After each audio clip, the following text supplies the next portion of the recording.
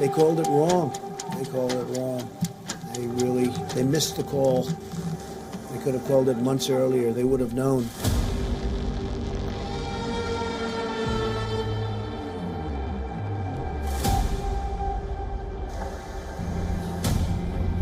We have therefore made the assessment that COVID-19 can be characterized as a pandemic.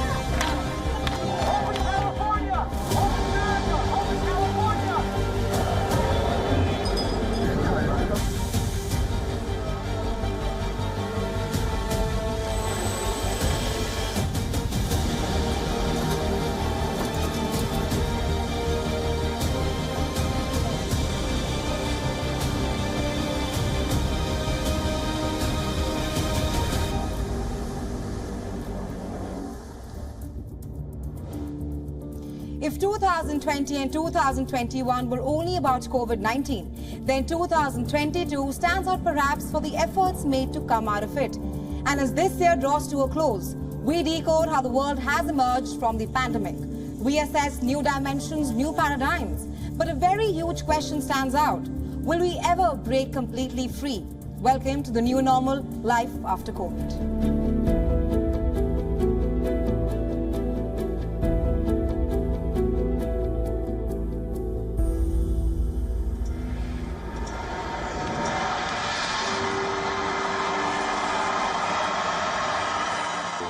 (2022), the year that marked the beginning of an end to the COVID-19 pandemic. Across the world, countries started crawling towards normalcy after being in pandemic mode for nearly 3 long years. There were signals finally of respite, of an uphill climb to active and non-tied down life again. But before we go there and look at roadmaps ahead, let's rewind a bit. The nightmare had begun on the last day of 2019. It originated here, Wuhan in China, a city of 11 million people.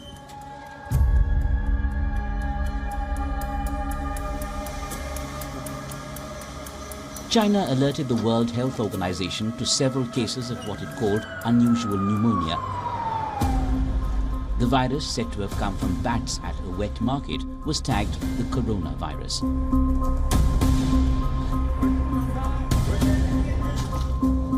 Humanity had seen nothing like it. The dangers, the rapid spread, the medical mayhem that erupted in days to come.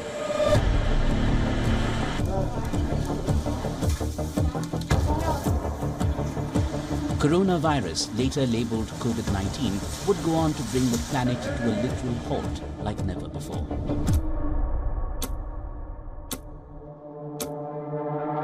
Outside China, the first cases were confirmed in South Korea and Japan. In weeks and months to come, Europe, the Americas, South and Southeast Asia, Australia, Africa, no one was spared.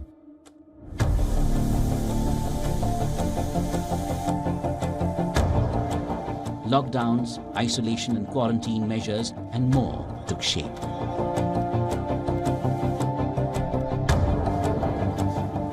WHO has been assessing this outbreak around the clock, and we're deeply concerned both by the alarming levels of spread and severity and by the alarming levels of inaction.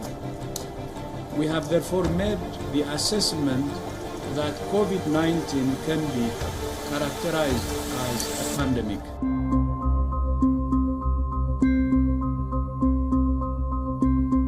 India announced a full 3-week lockdown on March 24th. Many countries followed suit, partial or complete shutdowns, as a virus brought the globe to its knees.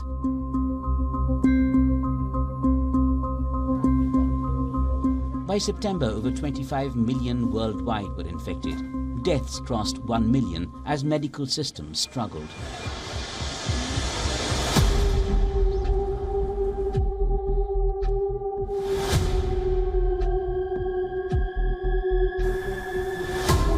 Worldwide, through 2020 and 2021, nations continued to slip in and out of lockdown mode. The longest was in Argentina, a full 234 days in 2020 and 21. As the fallout became visible on a global scale, many businesses that had done no business for months on end were forced shut. Entire economies lay shattered.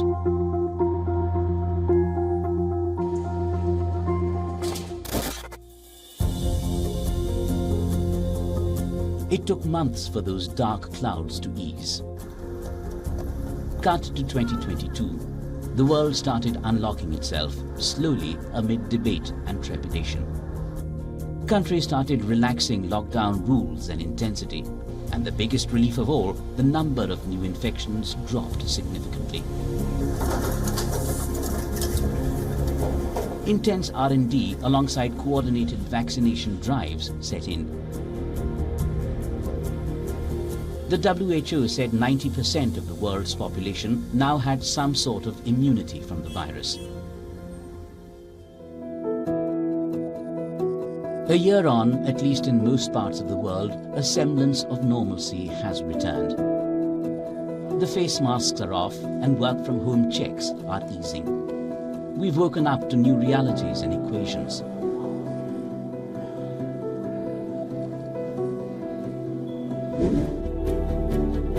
And as the world is trying to come back on its feet and regain its pre-2020 form, we take a look at new normals post the COVID-19 pandemic.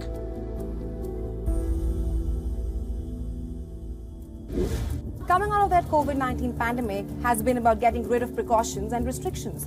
While most countries did take a step towards in that direction, towards normalcy, there was one country that clung towards its COVID-19 restrictions. Until today, it is in a COVID-19 horror mode.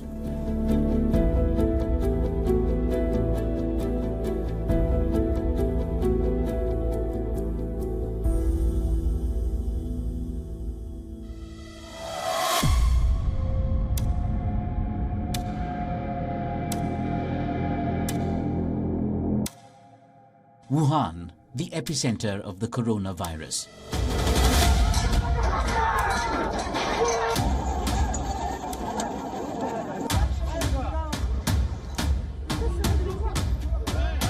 Not 2020, these are pictures of October 2022. The world was looking to unshackle itself, but China, ironically the original epicenter of the virus, stuck with fierce measures. Vicious, unrelenting lockdowns, quarantines, and contact tracing was the norm. A single case meant hundreds were locked in. Xi Jinping's zero-COVID policy was at work, and hard.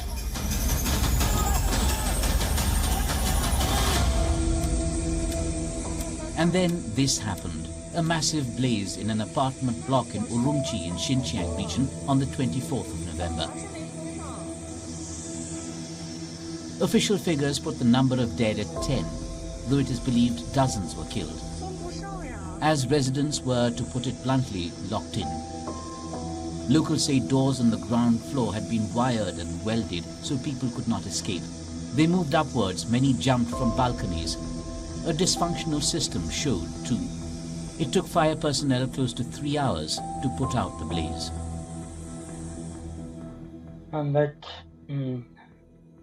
There were so many obstacles in the way. Obstacles on the way to the building, locks on the door.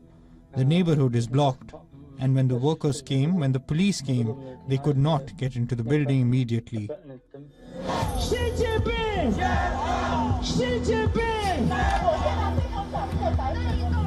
Urumqi fire let loose a blowback against Xi of a kind never seen before, and it rung out in cities across China.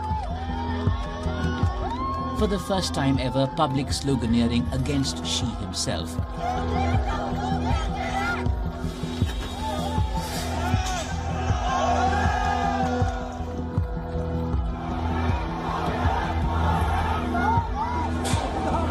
As COVID police clashed with protesters, young and elderly, men and women, they were out on the streets. Demands raged for an end to zero COVID measures.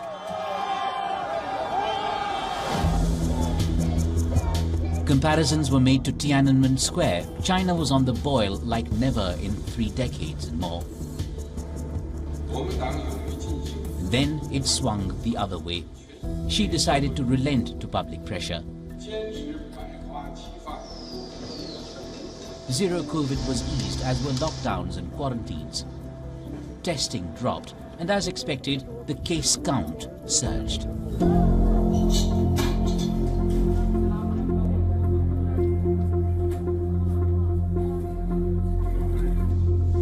Few deaths were reported, but crematoriums were overflowing.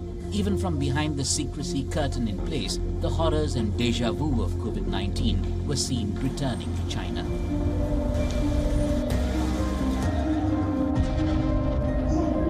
Vaccine shortfalls were hurting and hard. The world emerges out of COVID. China stands at first base still.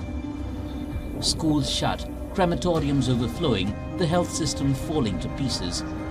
A top Chinese official said the country is experiencing the first of 3 expected waves of COVID infection this year.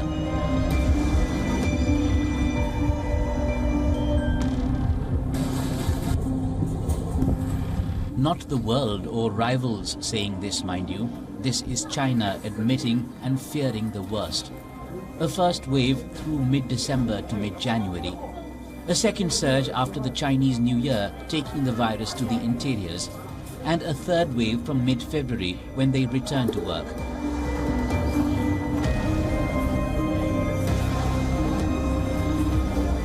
To spell it out, China remains trapped in COVID mode. New post-COVID normals are yet to find their way in here. Here, the curse lingers.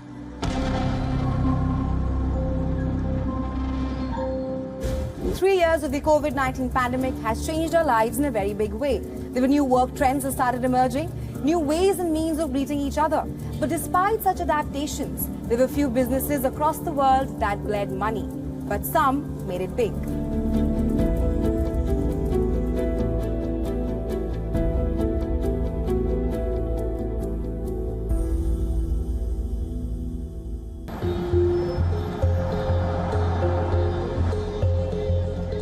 Over the last year, there has been an urgency to emerge out of the pandemic, a dire need to get back to normalcy.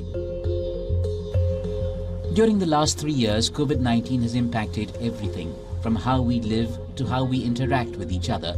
Every aspect of our lives had been affected in some way or the other.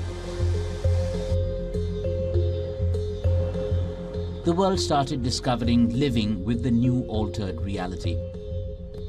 The pandemic changed our daily routines, such as shopping and commuting, and accelerated digital interactions.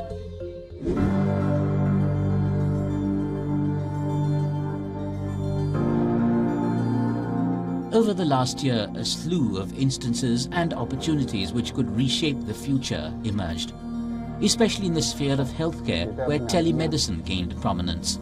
Home healthcare services boomed. Now a general physician is just an online call away, and medicines from the local pharmacist delivered to our doorsteps. There's also a surge in e-commerce. Consumers increasingly went digital, purchasing more goods and services online. The pandemic also compelled companies to take a more holistic and compassionate approach towards their workforce. Work from home became the new normal. Companies across the world started inculcating the hybrid work mode. Employees were offered wellness days off amid COVID-led burnout.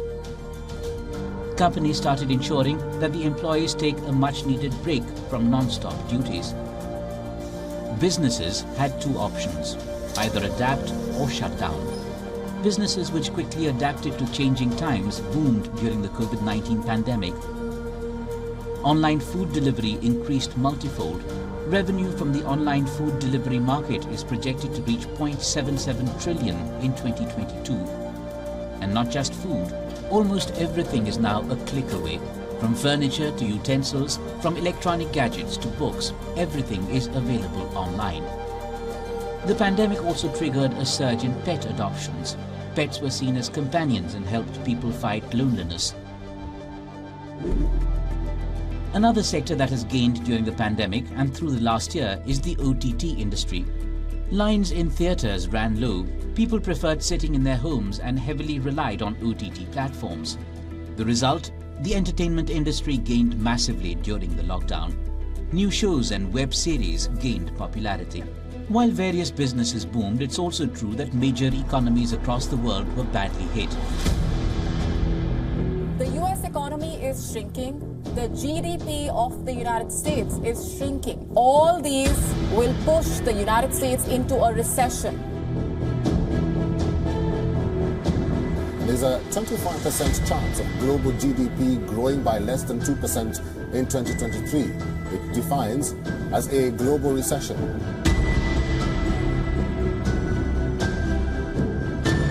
Demand and supply forces are not strong anymore. The market is becoming more and more volatile.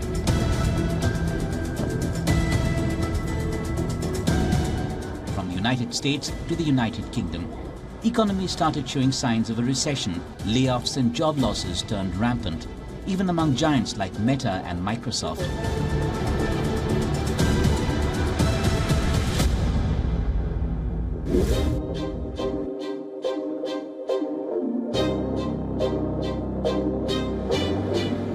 India has stood out here as a beacon of hope, showing exemplary resilience in the COVID recovery. The country is set to become the world's fastest growing major economy in the year ahead. According to a survey by the Indian Central Bank, the world's fifth largest economy is expected to grow 6% in the fiscal year ending March 2024. Experts say all major activities and parameters of the economy have crossed pre-COVID levels and are now enjoying macroeconomic tailwinds. Compared to other countries, the Indian economy is firm and stable.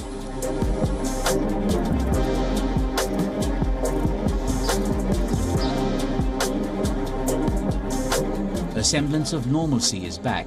There's an eagerness to get back to active life and even set aside the perils. But how real is that? Developments at the fag end of 2022 have raised tremors of the COVID dread returning. COVID dread is back. And just when we thought that the pandemic is over, the virus is on the prowl again. And this time again, questions are being asked to China as to why did they hide their numbers. It's like deja vu all over again. The first COVID-19 case was detected in Wuhan 3 years ago, and the rest is history. But I want to ask you a question. How prepared are our defenses against this variant?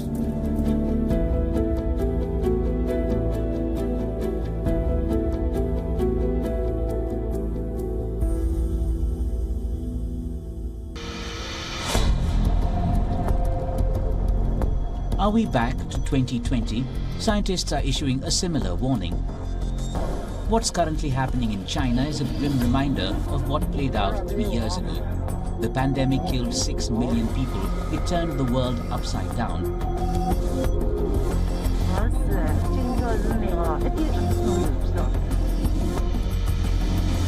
And just when you thought that the pandemic is over, alarm bells have started ringing again. The surge in cases in China is a sign that the pandemic may not be over anytime soon.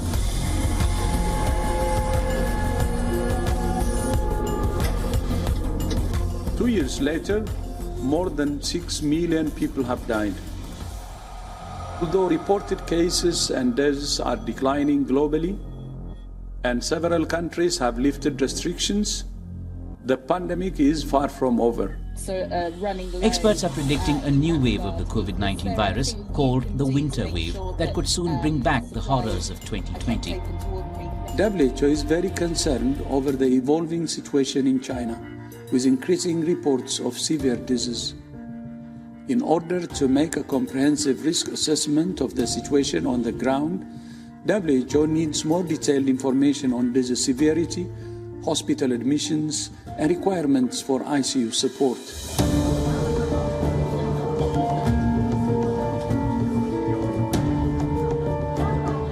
Some experts warn that China's COVID surge could spill over to the rest of the world, and that could halt the world once again. And the fears go beyond just COVID.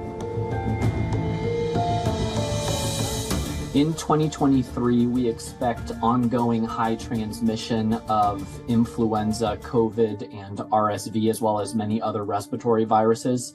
Each of these viruses has a different predilection for long-term side effects, and because of that, it's still very uncertain on how these viruses are going to affect our health system, our hospitals, our emergency rooms, and the clinics. 35 months and 600 million cases later, scientists are issuing a similar warning. They say the current COVID surge in China is bad and could spill over to the rest of the world. Experts also say that the coronavirus could kill more than 1 million Chinese if the country fully reopens by January next year. The World Health Organization hinted that Beijing may be hiding its COVID-19 numbers. The sudden lifting of COVID-19 restrictions in China has caught the fragile health system unprepared, with hospitals scrambling for beds and blood, pharmacies for drugs. And the world is taking no chances. Taking a lead, India has started random testing of international passengers to keep a tab on the resurgent virus. As the COVID cases are slowly showing an uptick, the world is better prepared. This time around there's less anxiety as large parts of the global population is vaccinated. But the World Health Organization warns that there are still huge weaknesses in the world's healthcare system. Advanced preparation of the healthcare system, accurate and shared data collection, and open communication are all important to battling coronavirus infections. But many of those elements appear to be lacking in China, and that's the cause of worry. An even bigger concern is the possibility of the virus evolving into more dangerous variants.